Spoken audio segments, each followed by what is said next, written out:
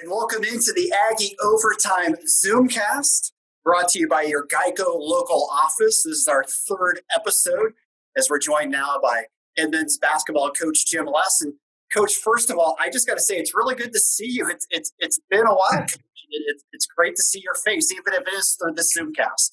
Yeah, it seems odd, but happy belated Easter to everybody and to you, and hopefully everybody continues to be safe and be healthy, and hopefully we're not too far from getting back to business as usual. But this was the right call, obviously. So you not seeing me is probably a good thing, Scotty, for a lot of reasons. Not at all. I mean, I was just thinking back. Today, it's 1 month and 1 day that you guys were down in Anaheim getting ready for the Big West tournament. I was at the airport getting ready to fly down. I'd been back in Sacramento the night before with the Kings game. And obviously so much uncertainty. You guys were to the Honda Center to do your warm-up for the 8:30 matchup that night when you found out that the Big West tournament was not going to be played. And boy, what a moment that was. Can you just us back through that? Nobody's really had a chance to since that time. Well, I'll tell you, it was as emotional a moment with a team that I've ever had, playing or coaching. And as we were heading over on the bus, you know, there were a lot of the cancellations were coming over the news wires. So we thought that was a potential, but we thought, hey, we'll continue to go through our game day routine, and didn't know a lot of those leagues hadn't decided to play without fans just yet. So we thought, well, maybe we're going to go on and play without the fans, and everything will be business as usual. And as we were waiting in the locker room to take the floor, one of the Big West representatives came in and said, you know, the tournament is over, the season is over, and you know, the end of the year is always abrupt because the majority of teams are ending with a loss. So there's the emotion of that abrupt ending after a loss. But this was extremely abrupt and extreme because the guys didn't get another chance to fight for another day. And you can always feel a little bit better about the ending when maybe you have some control over whether you continue to play or whether you're going home. And I thought our seniors were really emotional, which tells you where their heart was at and how much they had poured into their careers, the program, being ambassadors for UC Davis. And then I think the young guys were extremely emotional. It was their first chance to play at the Honda Center and play in the tournament. So we had this wide range of emotions of new players. There was a newness and excitement to that third season where you get a chance to play in the tournament that they have as dreams and goals. And then you have the realization of the older guys that say, you know what, this is over. This is the end. And, you know, your college careers are no longer. And that was just a really tough to find words for us as a coaching staff trying to, you know, talk about the emotions. And but it was very impactful on all of us in terms of what team means and what the value of being together and the culture and connectivity we have, because the emotions were really, really high that day. We're talking with Coach Jim Less. This is our Aggie Overtime Zoomcast, again, brought to you by your Geico local office. During the COVID crisis, your local Geico office is still open until 8 o'clock each evening to assist with all your insurance needs. Call today, 916-923-5050, and let the people who do it best help you. And Coach, I know I was texting with you the night before. I was at the Kings game on March 11th. I was actually on the air when the Rudy Gobert story broke that he had tested positive. And I knew at that moment that was a game changer for all of sports. I really felt like, you know, the NBA was being shut down. All of sports were going in that direction. I don't think any of us could have realized how fast things were going to move. Well, and Scott, I think you and I talked about it that, you know, the NBA players and those teams are so sheltered in so many respects in terms of charter flights and their own practice facilities and their, you know, the medical professionals that they're surrounded with. So I think we always, as athletes, have an air of invincibility, like, hey, this is affecting the world, but it's not going to affect us. And when that, when players started to contract the disease, I think it sent chilling waves across all of sports and all of the world that, hey, this is different this time, and we all need to take the necessary precautions. So, glad that we did at an early time, and we didn't have, and we haven't had, knock on wood, any infections within our program, and even in the athletic department. I think that's really remarkable, and hopefully it stays that way.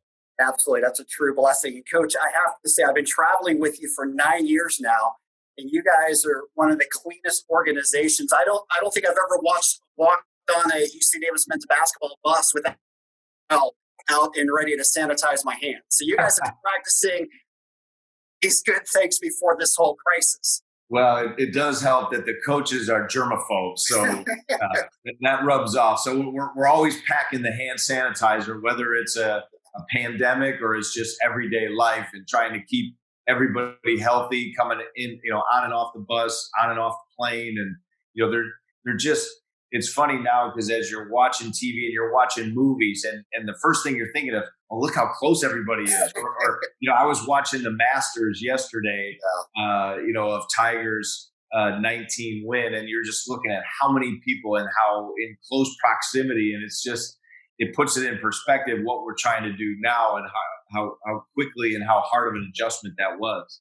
I know it's amazing how things change so quickly, and the shame of it was obviously everybody was ready to compete in that Big West tournament. And I thought you guys had a great chance of winning that Big West tournament. It was wide open. I think anybody coming in had a legitimate chance to get to the big dance. And I know so many hopes. And you talked about the seniors with Joe Mooney and Matt Neufeld and Roger Sprintup and Stefan Gonzalez, not to be able to finish their careers is just so heartbreaking. Yeah, it really is. I feel for our seniors, all the seniors, we talk about the spring sports at UC Davis and the impact that, these young people work so hard. The coaching staffs work so hard to get to this point where, we get to play for a berth in the tournament, or you're getting ready for your spring season. And look at Jen, who had won 4 titles in a row, and they don't get to finish and maybe go back to the NCAA tournament. Just all those things, especially for the seniors, is so impactful, because as we know, we relish these moments because we don't know if we're ever going to get them back again. And the freshmen and sophomores and juniors think, well, hey, I got another shot. But the seniors, that abrupt end is really tough across the board, from high school. I'm talking to high school athletes now during the recruiting process. It's all being done remotely. We're talking to, other seniors and other programs at different universities, and really feel for those young athletes that have this adversity to deal with, and they may never get that chance again. Yeah, absolutely. As we continue on the Aggie Overtime Zoomcast, this episode with Coach Les being brought to you by Solit West Village. Enjoy the best of student life at our UC Davis off-campus housing, located just a few minutes from campus and conveniently close to dining options in the latest nightlife hotspots. If you're ready to see what student housing truly has to offer, schedule a virtual tour with us today and make Solit West Village your new home. Call 530-759-0661. And Coach, tell us what you're doing now and what you're able to do now, and how this whole pandemic has shifted what you would be normally doing this time of year.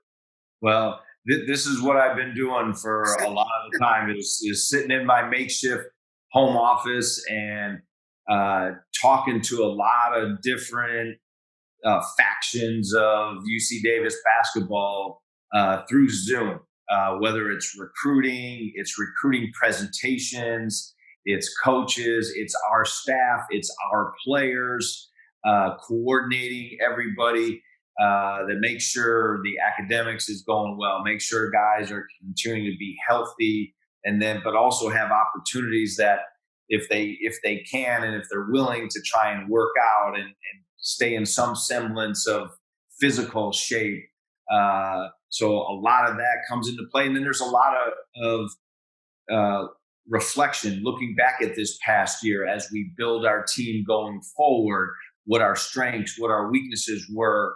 Uh, there've been some personal improvement of getting onto some coaching calls and talking to different coaches around the country and X's and O's and talking about philosophy. And I've also been fortunate enough to be a guest speaker on some of those clinics, those virtual clinics. So maybe I can pass on some things that we do that some younger up and coming coaches can take advantage of. So a gamut of all those things in between, some really good family time. Unfortunate under these circumstances, but a couple of the kids have been home and home quite a bit. So at this point in their life, we don't get to spend a lot of time with them. So we're fortunate that Jody and I have this opportunity. So trying to take advantage of that also.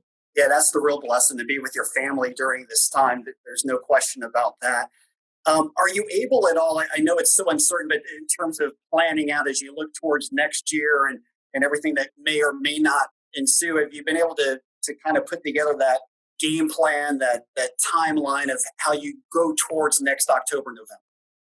Yeah, it's so up in the air, but just trying to make a best guess. We're finishing, and I can't comment publicly about any of the recruits yet, but the signing day is Wednesday. We hope by Thursday or Friday to have some announcements about some future Aggies that once their paperwork is signed, that we can talk about them, but feel good about the places we've been able to get into. A lot of the young men we had been recruiting and devoting significant time to up until kind of the work stoppage. So that put us in a good position that when, hey, we couldn't get out and recruit, the NCAA said you're mandated to stay on campus. You can do anything over the phone or over video, but you can't get out, or they can't come to you. It just kind of reestablishing the relationships and making sure people were comfortable, with UC Davis, the program, and also us being comfortable with them, taking the next step and joining our family. So hopefully we'll have some good announcements here on probably, I would guess, by Friday when all the paperwork gets back to us. So we're excited about that. And I think when we looked back at our team, the analytical standpoint was we finished the season as a pretty good offensive team. We were probably in the top two in every category in the Big West. As we all know, Steph led the country in 3-point shooting. I think our team was third or fourth in the country in 3-point shooting. Those are all the positives that we kind of want to hang our hat on and look at and go, okay, why were we able to be successful, and how do we continue that trend? And then we look at the things we weren't as good at. And if you look at us defensively, the same could be said on the other end, where we're probably in the bottom two in the majority of major defensive categories in the league. And really, if you look nationally, we were down there probably in the high 200s defensively out of the 350 some Division I program. So that's what put us in that kind of 500-ish range that we have to attack. And we've got to find a way to stay really good offensively and continue to do those things, but get a lot better defensively. That plays a part in the recruiting. It also plays a part, too, as we're looking forward to, the guys coming back and what we're going to focus on. We're hopeful the summer school is going to be remote across the board at UC Davis, but I'm hoping, if we're trending in the right direction, that at some point, normal student facilities, the gyms, the ARC, the dining commons will open back up this summer, where students will have the option to come back. And I think if that happens, that'll be a great opportunity for all of our guys to get back to growing as a team, some team workouts, some individual workouts, get back in the weight room and do all those things. And that would give us ample time. Let's say if it were midsummer through to early September, that'd give ample time for us to gradually ramp them up from being isolated, quarantined to being a Division I athlete and all the demands so guys don't get hurt. You just worry about coming back from this, even though they're doing some things on their own and working out and sit ups and push ups, and maybe they're going out and jog, it's still not the same. And what you worry about is a guy coming back, stepping into a workout, and now you have a major injury because they're not ready for it. So that'll take some period of time once we get going. And hopefully we're trending towards that midsummer, and then school starts on time, and we can get as close to back to normal, I think, as possible. Yeah, absolutely. Those would all be great things. And of course, you do have some really good talent coming back. Ezra Mannion, who was named second team All Big West and the freshman of the year in the Big West Conference, he'll be back. Elijah Pepper, who had a great freshman season. Caleb Fuller, who really came on in league play in his sophomore campaign. So you've got a good nucleus returning. Well, and just the guys you're talking about, you're talking about two freshmen in Ezra and Elijah that had really good years. I actually thought Elijah should have been at least honorable mention all league. His numbers and the number of categories that he represented us in individually in the statistics for the Big West warranted that consideration. And then Caleb came on really strong and finished the year strong. It's kind of what we had been hoping for and seeing in him sporadically, but he started to develop some consistency. Another sophomore, Damian Squire, a sophomore. Ade Adebayo had some really good moments as a freshman playing. He unfortunately had some senior guards ahead of him that maybe precluded him from playing a ton of time. So we feel really good about the foundation of our young guys. And now it's a matter of some of the other guys coming off red shirts, our recruits, some of the other returning veteran guys, Kennedy Kohler, to give us leadership and get us going in the right direction. But I feel really good about the future of this group and what they can achieve. Absolutely. It's bright looking forward. I feel bad that the team wasn't able to finish this past year. There were a lot of great moments to that year. Obviously, Joe Mooney's half-court shot to win against Loyola Marymount. Stefan Gonzalez, what he did, winning a three-point title, incredible. Some of the road trips down into Mexico, a near loss at the pit in front of a tremendous environment. Coach, there was a lot of great memories. It was a great basketball season. It really was. I thought what I liked most about this team is, and every year you go through some adversity, but early on we hit the adversity right away. We did not get off to a good start at the beginning of the season, and we just struggled to find our way. And it would have been very easy for the guys to mail it in, the guys to give in, to give up, and just go through the motions. And they scratched and clawed double-digit wins out of the season because they continued to get better.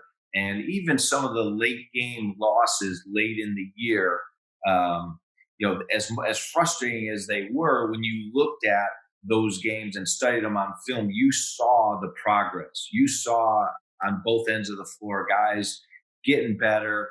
The buy-in was really good. I thought you started to see some freshmen who are really developing, some sophomores who really bought into scouting report and playing actions and being able to take some of our film sessions in our meetings and apply what was learned onto the floor at full speed. And that's not an easy thing to do.